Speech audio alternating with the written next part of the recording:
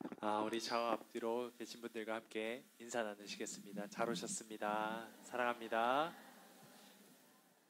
은혜 많이 받읍시다. 네, 화면 바꿔주시고요. 오늘은 들을 것이요 만나리라 라는 제목으로 함께 말씀을 나누고자 합니다. 오늘은 사랑권사회 헌신예배죠. 사랑이란 무엇일까? 하나님의 사랑은 과연 어떤 사랑일까? 이것을 고민하면서 사랑은 이러한 것이구나 라는 것을 좀 깨달으며 여러분과 함께 이 하나님의 사랑을 나누고자 합니다. 사랑이 얼마나 절절하고 참 가슴 아프고 또 귀하고 아름다운지 이것을 우리가 함께 나누는 시간 되었으면 좋겠습니다.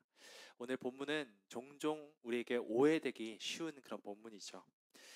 12절, 13절을 보면은 부르짖고 기도하면 내가 그 기도를 들을 거야 라고 하시고 또 온 마음으로 구하면 나를 찾게 될 것이고 나를 만날 거야 라고 말씀하십니다.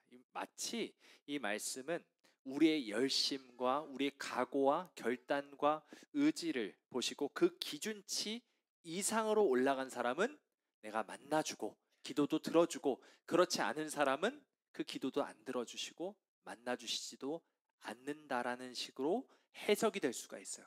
그러다 보니까 더 열심히 기도하고 새벽 제단을 열심히 쌓고 예배도 안 빠지고 그렇게 우리의 의지와 결단과 우리의 노력과 피땀 눈물을 하나님께 보여드리면은 하나님이 나를 만나주시겠지, 내가 잘 되겠지 라고 생각하면서 우리가 신앙생활을 할 수 있는 오해가 있을 수 있다는 것이죠. 하지만 이것은 하나님의 성품과 하나님의 약속에 대해서 제대로 잘 알지 못하기 때문에 생긴 어떤 오해입니다. 하나님은 사실 이런 분이 아니시죠. 열심과 의지에 대한 점수 제도를 마련해 놓으시고 70점, 80점 이상의 사람들은 합격, 내가 너 만나줄게, 내가 기도 들어줄게 하시고 어떤 사람은 안 들어줘, 이렇게 하시는 어떤 세상 사람과 전혀 다를 바 없는 모습으로 하나님께서 우리의 의지와 노력을 테스트하시는 분이 아니라는 겁니다. 게다가 그것은 우리 자신에 대해서도 심각하게 과대평가한 것일 수 있어요. 의지와 노력이 아무리 대단한 사람이 있다고 한번 생각해 보십시오. 하지만 그것이 하나님을 만난 만큼 훌륭한 것일까요? 그렇지 않겠죠. 하나님을 만나려면 우리는 온전해야 되고 완전해야 되고 완전한 거룩함이 있어야 되는데 우리가 아무리 열심히 하나님을 찾는다고 해도 사실 우리는 하나님을 찾을 수 없는 자들이죠. 우리는 이 말씀을 익히 들어 잘 알고 있습니다. 로마서 3장 10절부터 12절 말씀은 이렇게 말씀하죠. 기록된 바 의인은 없나니 하나도 없으며 깨닫는 자도 없고 하나님을 찾는 자도 없고 다 치우쳐 무익하게 되고 선을 행하는 자는 없나니 하나도 없도다. 이 땅에 있는 그 누구도 자신의 행위나 자신의 노력으로 하나님을 만날 자격을 갖출 수 있는 사람은 없습니다. 그럼 오늘 본문 말씀은 우리가 어떻게 읽고 어떻게 봐야 할까요? 이 말씀을 어떤 맥락과 의미가 담겨 있으며 이 말씀에 어떤 의미와 맥락이 담겨 있고 또 우리의 실제 삶에 어떤 영향을 미칠 수 있을까요? 함께 찬찬히 살펴보길 원합니다. 오늘은 특별히 예레미야 29장의 말씀을 우리가 함께 살펴보지만 예레미야 29장의 내용이 어떻게 하나님께서 말씀하신 것이고 어떤 맥락을 가지고 이 말씀을 보게 되면 하나님이 이런 마음으로 우리에게 이렇게 말씀하시는 거구나 라는 것을 깨닫는 방식으로 좀 배경 설명을 많이 드리고자 합니다. 먼저 이 말씀을 제대로 이해하려면 이 말씀이 선포된 이스라엘의 그때 상황을 알 필요가 있겠죠. 먼저 본문 말씀 11절을 함께 읽어보도록 하겠습니다. 11절 말씀입니다. 시작. 여호와의 말씀이니라. 너희를 향한 나의 생각을 내가 아나니 평안이요 재앙이 아니니라. 너희에게 미래와 희망을 주는 것이니라. 아멘. 이 말씀 그리스도인들이, 기독교인들이 참 많이 읽고 또 참 좋아하고 외우기까지 하는 말씀이죠. 저도 이 말씀을 참 좋아합니다. 하지만 이 말씀이 선포된 배경은 결코 평안과 미래와 희망을 주는 것과는 동떨어져 있어요. 1절을 한번 여러분의 눈으로 한번 보십시오. 이 29장 1절 말씀을 보시면요. 어떤 상황인지 한번 추측해 보세요. 어떤 상황이죠? 예레미야가 일단 편지를 씁니다. 그런데 누구에게 편지를 쓰죠? 바벨론으로 끌려간 포로들에게 지금 편지를 쓰는 겁니다. 그러니까 지금 이 편지를 받고 이 말씀을 받는 사람, 평안이요 재앙이 아니다라고 말씀을 전하는 사람은 지금 어떤 상황이에요? 재앙 가운데 있는 상황이죠. 바벨론의 포로로 나라가 멸망하여서 완전히 자신의 모든 터전을 완전히 터전이 완전히 삭제된 사람들이 지금 이 말씀을 받고 있는 것입니다. 여러분, 이 말씀을 들었을 때 이들은 희망찼을까요? 아니면 어떤 마음이 들었을까요? 허망하다 못해 분노가 치밀지 않았겠습니까?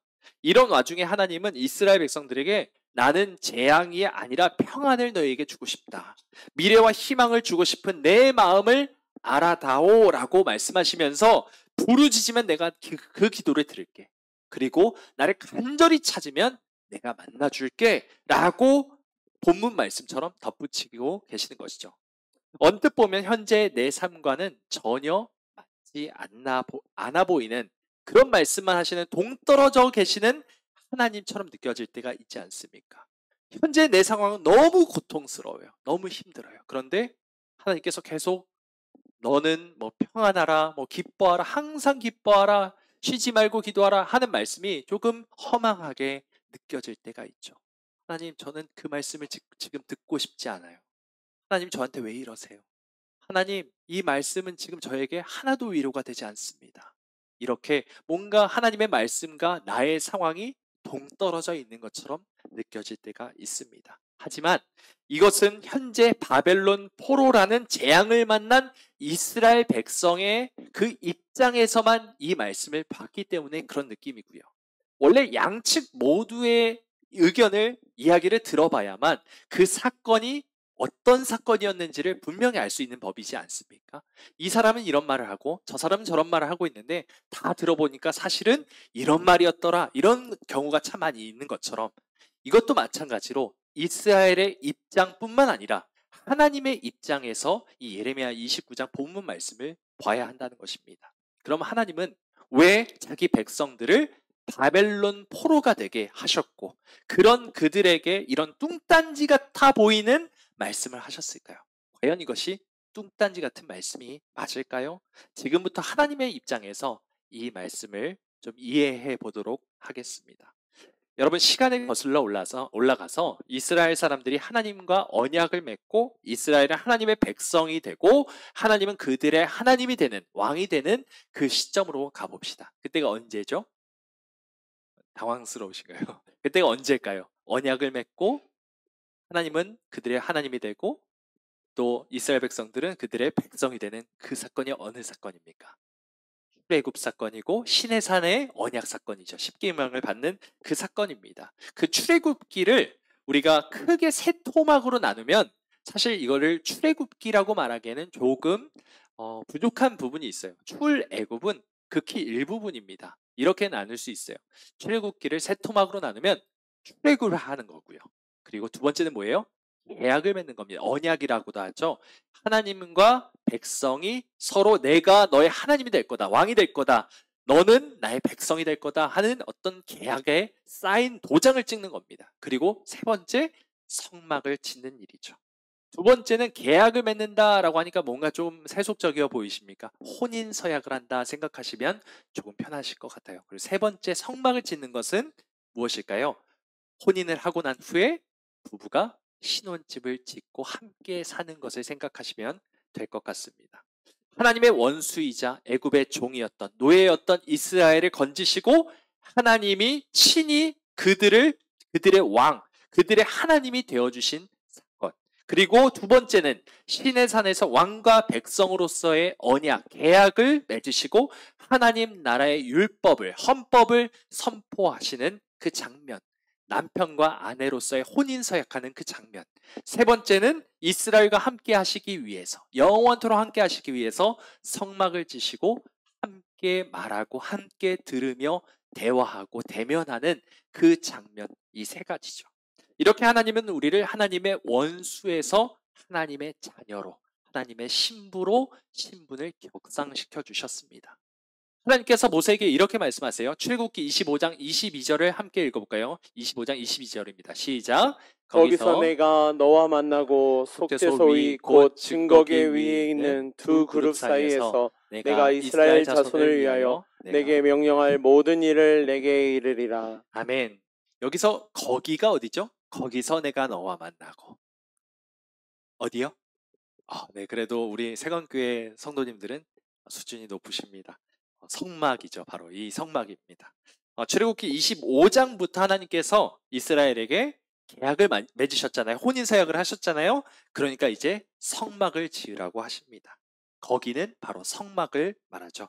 성막에 거하시면서 거기서 이스라엘을 만나시고 거기서 그 두 그룹 사이에서 언약궤 위에서 내가 너에게 말하리라 말씀하셨죠. 그리고 출애굽기 40장에는 이 성막이 다 지어진 후에 이스라엘 백성들이 하나님 앞에서 이 성막을 봉헌하는 장면이 나옵니다. 성막 봉헌식 때 어떤 일이 일어났을까요? 함께 읽어보겠습니다. 구름이 회막에 덮이고 여호와의 영광이 성막에 충만하매 모세가 회막에 들어갈 수 없었으니 이는 구름이 회막 위에 덮이고 여호와의 영광이 성막에 충만하였음이며. 아멘. 지금 이 그림처럼 여호와의 영광이 성막에 충만한 가운데 어떻게 됩니까? 모세가 그 회막에 들어갈 수 있었어요? 성막에 들어갈 수 없었다라고 말했습니다. 얼마나 찬란한 영광이 거기에 가득한지, 구름이 빽빽하게 되어 있고 하나님께서 그 가운데 임재하셔서 감히 그 자리에 모세까지도 들어갈 수 없었던 장면이죠. 여호와의 영광은 무엇을 상징할까요? 하나님께서 거기 계신다는 뜻이죠. 하나님께서 이스라엘과 함께 하시며 만나주시고 그 기도를 들으시고 내가 너와 함께 있을 거야 라는 증표가 바로 하나님의 영광이며 그 성막 위에 떠오른 구름이라는 것을 우리가 잘 압니다. 여호와의 영광이 가득함 때문에 모세가 성막에 들어가지 못할 정도로 찬란한 영광이 이곳에 빛났죠. 얼마나 황홀하고 얼마나 신비로웠을까요? 한번 생각을 해보십시오. 여러분 상상을 한번 해보십시오. 이 빛은 우리가 지금 보고 있는 태양빛이나 이런 전구빛과는 얼마나 달랐을까요? 얼마나 아름다웠을까요? 그런데 여러분 이와 거의 똑같은 사건이 또 한 번 시간이 흐른 후에 일어나죠. 언제일까요? 바로 성전 봉헌식 때였습니다. 이 성전을 봉헌할 때 예루살렘 성전을 솔로몬 왕과 모든 제사장들과 선지자들과 이스라엘 백성들이 함께 모여서 이 성전을 봉헌할 때 똑같은 일이 일어납니다. 함께 읽어보도록 하겠습니다. 손 같은 것을 펴서 내 머리털 한 모습을 잡으며 주의 영이 나를 들어 천지 사이로 죄송합니다. 이 말씀이 지금 생략이 되어 있는데 제가 읽어드릴게요. 솔로몬이 기도를 마침에 불이 하늘에서부터 내려와서 그 번제물과 제물들을 사르고 여호와의 영광이 그 성전에 가득하니 여호와의 영광이 여호와의 전에 가득함으로 제사장들이 여호와의 전으로 능히 들어가지 못하였고 이번에는 제사장들이 능히 거기에 들어가지 못합니다. 왜요? 여호와의 영광이 너무 가득했기 때문입니다. 여호와의 불이 그 제단 위에 떨어졌고 여호와의 영광이 그 성전에 가득하여서 제사장들이 감히 성전에 들어갈 수 없었던 장면은 마치 성막 봉헌식 때와 전혀 다를 바가 없는 똑같은 모습이었던 것입니다. 모세와 제사장들이 왜 능히 성막과 성전에 들어갈 수 없었을까요? 모세, 제사장들, 우리 공통점이 무엇일까요? 모세 훌륭하죠. 제사장들 뛰어납니다. 하지만 우리들과 다르지 않은 하나가 있어요. 바로 우리가 죄인이라는 것입니다. 모세나 제사장들이나 나나 다 할 것 없이 하나님 앞에서는 죄인이며 거룩한 하나님 앞에서 우리는 결코 이 영역을 침범할 수 없는 더럽고 추하고 천한 존재라는 것을 우리가 알 수 있는 법이죠. 죄인인 우리는 본래 하나님을 만날 수도 그 말씀을 들을 수도 없는 존재입니다. 하지만 하나님은 우리가 아직 죄인 되었을 때 그렇게 아들을 보내셨고 이 죄 많은 세상에 오셔서 우리와 함께 거하셨죠. 하나님의 임재가 있는 곳에 죄인은 함께 거할 수 없는 법입니다. 그렇지만 하나님께서는 그 거룩한 처소에 더럽고 추한 우리를 초청하셨어요. 그리고 만나셨고 함께 대화하셨던 것입니다. 성전에 여호와의 영광이 가득했다는 것은 하나님께서 성전에 계신다, 거기 계신다라는 확실한 증표를 재차 보여주신 거예요. 이스라엘과 함께 하시는 하나님, 이스라엘과 만나고 함께 대화하시는 하나님이라는 뜻이죠. 그런데 에스겔서를 보면요, 이 그림이 좀 일그러집니다. 이 아름답고 희망찬 그림들이 이제 바래지기 시작해요. 빛바래집니다. 에스겔 8장을 한번 여러분의 성경으로 찾아보시겠어요? 에스겔 8장. 성경 찾으실 수 있는 분은 찾아보셨으면 좋겠습니다. 그리고 앞에 보실 수 있는 분은 앞에 보시고요. 우리 함께 에스겔 8장 3절과 4절 말씀을 한번 찾아봅시다. 에스겔 8장 3절 4절이요. 네, 같이 읽어볼까요? 시작. 그가 손 같은 것을 펴서 내 머리털 한 모습을 잡으며 주의 영이 나를 들어 천지 사이로 올리시고 하나님의 환상 가운데 나를 이끌어 예루살렘으로 가서 안뜰로 들어가는 북향문 문에 이르시니 거기에는 질투의 우상 곧 질투를 일어나게 하는 우상의 자리가 있는 곳이라. 이스라엘 하나님의 영광이 거기에 있는데 내가 들에서 본 모습과 같더라. 아멘. 이스라엘 하나님의 영광이 어디에 있어요?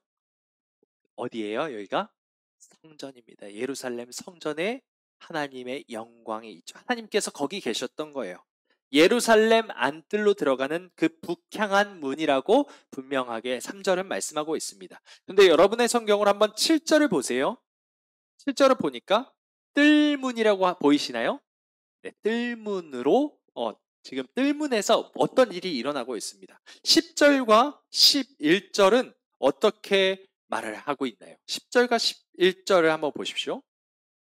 내가 들어가 보니 각양 곤충과 가증한 짐승과 이스라엘 족속의 모든 우상을 그 사방 벽에 그렸고 이스라엘 족속의 장로 중 70명이 그 앞에 섰으며 사반의 아들 야사냐도 그 가운데에 섰고 각기 손에 향로를 들었는데 향연이 구름같이 오르더라. 지금 뭐 하고 있는 겁니까? 하나님께 예배를 드리고 있는 모습일까요?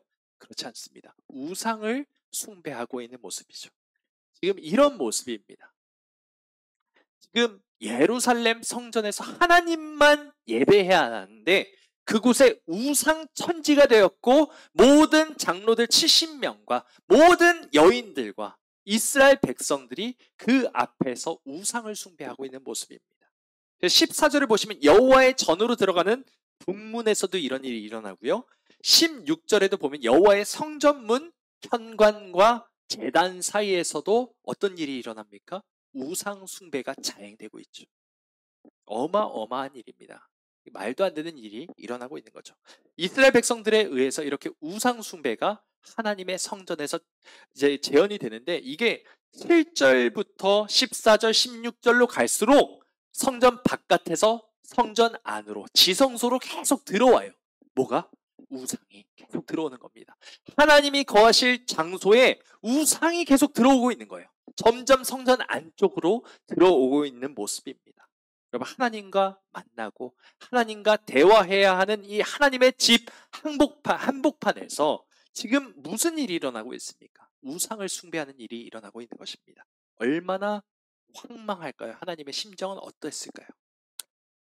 결국 18절에서 하나님은 이스라엘 백성에게 이렇게 말씀하십니다. 18절 말씀을 함께 읽어볼까요? 시작. 그러므로 나도 분노로 갚아 불쌍히 여기지 아니하며 긍휼을 베풀지도 아니하리니 그들이 큰 소리로 내 귀에 부르짖을지라도 내가 듣지 아니하리라. 아멘.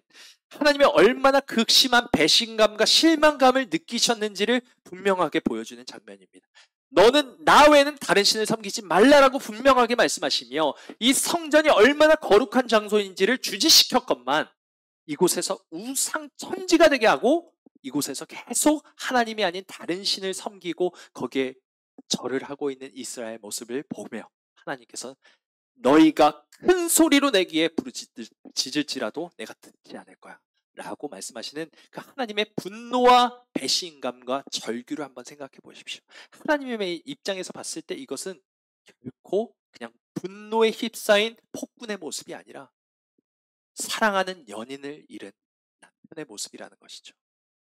그런데 오늘 본문 29장은 뭐라고 말합니까? 너희가 내게 부르시며 내게 와서 기도하면 내가 너희들의 기도를 들을 거야 라고 말씀하시는 겁니다. 정반대의 말씀을 하고 계세요. 그것도 언제요? 바벨론 포로로 끌려가는 그들에게 다시 한번 이런 말씀을 하신다는 것은 무슨 말씀입니까? 내가 너희를 포기하지 않을 거야. 설령 하늘 바다 끝에 거할지라도, 바벨론 포로로 예루살렘이 아니라 이스라엘의 영토가 아니라 바벨론이란 외딴 곳에 간다 할지라도 나는 너를 끝까지 추격하고 끝까지 찾을 거야. 너의 목소리를 들을 거야 라고 다시 한번 기회를 주고 계시는 하나님의 심정을 한번 생각해 보십시오. 하나님의 처소에서 가증한 일이 자행됐죠. 우상 숭배의 죄가 그 하나님의 처소에서 자행됐습니다. 그리고 하나님의 영광이 이스라엘을 떠납니다. 그리고 이스라엘이 이웃나라에 의해서 심판을 받습니다. 이 내용이 어디에 일어난 사건인지 혹시 기억이 나실까요? 그 전에 한 번 더 이런 일이 있었습니다. 언제 일어났을까요? 사무엘상에서 일어났습니다. 사무엘상 어떤 일일까요? 엘리 제사장의 두 아들 홈니와 비느하스가 이 성전에서 성막에서 무슨 일을 행했죠?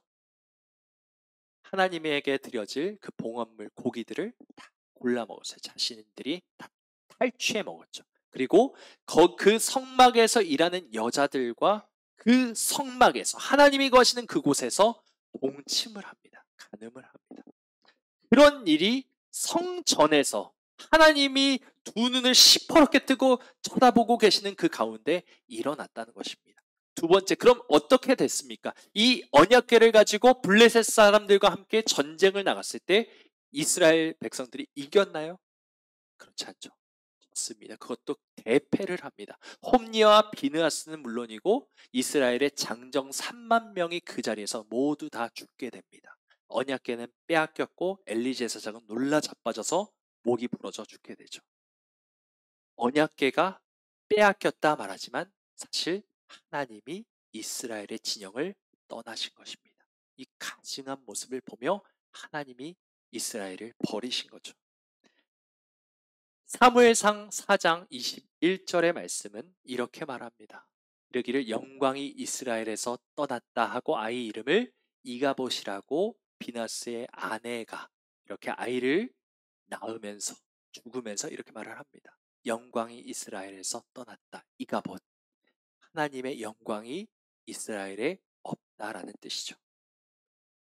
하나님의 영광이 성전을 벗어나서 이스라엘을 떠났습니다. 더 이상 이스라엘 가운데 하나님이 안 계신 것이며 이스라엘 백성들을 만나지 않으시겠다라는 것이죠. 그래서 이스라엘은 바벨론에 의해서 멸망하게 됐고 이스라엘 백성들은 바벨론의 포로가 돼서 종노릇하게 된 것입니다. 여러분, 애굽 노예에 있었던 사람들을 하나님께서 하나님의 백성으로 신분을 격상시켜 주셨죠. 분명히. 그런데 이들이 불순종하고 하나님의 말씀을 듣지 않고 우상 숭배를 한 결과 어떻게 됩니까? 바벨론의 노예, 바벨론의 종노릇하게 된 것입니다. 다시 신분이 격화되고 노예 신분으로 돌아가게 된 것입니다. 무엇이 이스라엘이 이렇게 만들었습니까? 우상 숭배라는 것이죠. 그럼 여러분, 우상이 뭘까요? 우상은 무엇입니까? 나에게 있어서 우상이 무엇일까요?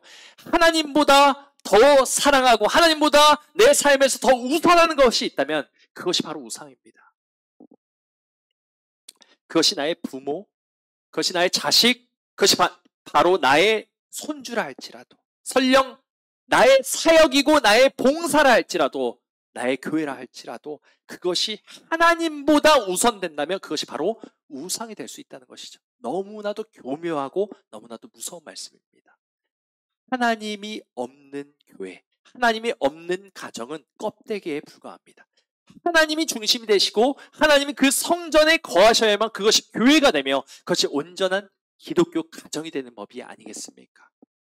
여러분, 그러니까 우리가 하나님보다 더 사랑하고 하나님보다 더 우선하는 것은 우리가 우상신을 섬기는 것과 전혀 다를 바가 없다는 것이죠. 여러분, 우리의 몸이 무엇입니까? 고린도전서에서는 분명하게 우리의 몸이 뭐라고 말합니까? 성령을 모시는, 성령 하나님을 모시는 성령의 성전이라고 말합니다. 하나님은 우리가 그 성전 그 자체가 되게 하셨어요. 그래서 내 안에, 내 몸 안에 하나님께서 거하고 계시죠. 예수 그리스도와 내가 함께 동거하고 있습니다.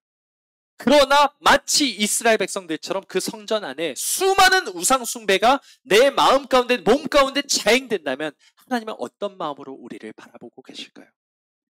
가증한 것들을 내 속에 가득 채운 채 하나님을 업신여기고 계신 분들은 안 계십니까? 하나님은 우리가 하나님 외에 다른 신을 섬기는 것을 도무지도 견디지 못하고 매우 더럽고 매우 역겹고 가증한 것으로 여기십니다.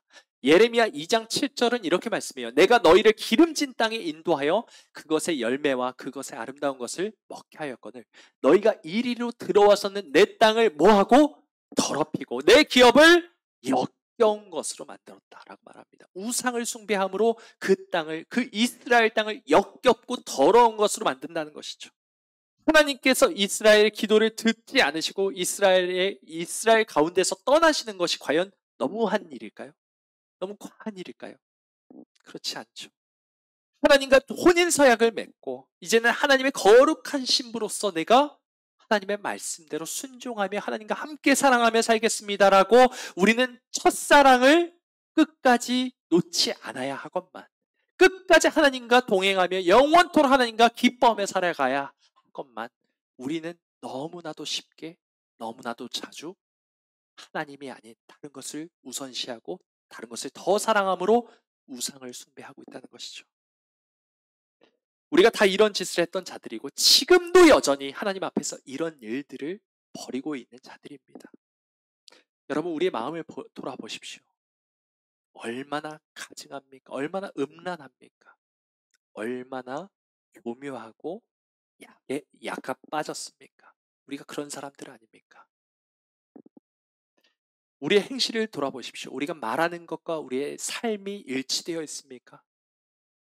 이 자리에 서 있는 이 목사도 그렇고 여러분도 그렇고 하나님 앞에서 우리의 모든 말과 행실들을 하나님께서 하나하나 간과 폐부를 다 시험하여 보실 때 우리가 그것에 떳떳하게 하나님 앞에서 내가 잘했습니다라고 자신할 사람이 누가 있을까요? 이런 내가 아무리 하나님 앞에서 열심을 다해 의지를 가지고 노력하며 하나님 하면서 기도하고 주여 주여 하며 하나님을 찾는다 할지라도 이미 물은 엎질러진 후에요. 이미 우리는 하나님을 너무나도 쉽게 너무나도 자주 배신하고 하나님을 떠나지 않았습니까? 여러분, 사람을 죽인 살인자가 아무리 선행을 열심히 한다 할지라도 살인죄가 없어지지는 않는 법이죠. 우리가 다 그런 사람들 아닙니까? 하지만 하나님은 이런 나에게 이렇게 말씀하십니다. 본문 12절부터 14절을 다시 한번 지금의 내용을 생각하며 읽어보시겠습니다. 12절부터 14절 함께 우리 합독하여 읽겠습니다. 시작. 너희가 내게 부르짖으며 내게 와서 기도하면 내가 너희들의 기도를 들을 것이요 너희가 온 마음으로 나를 구하면 나를 찾을 것이요 나를 만나리라. 이것은 여호와의 말씀이니라. 나는 너희들을 만날 것이며 너희를 포로된 중에서 다시 돌아오게 하되 내가 쫓아보내었던 나라들과 모든 곳에서 모아 사로잡혀 떠났던 그곳으로 돌아오게 하리라. 이것은 여호와의 말씀이니라. 아멘. 들을 것이요 만나리라. 내가 너의 기도를 들을 것이고 너와 만날 것이야.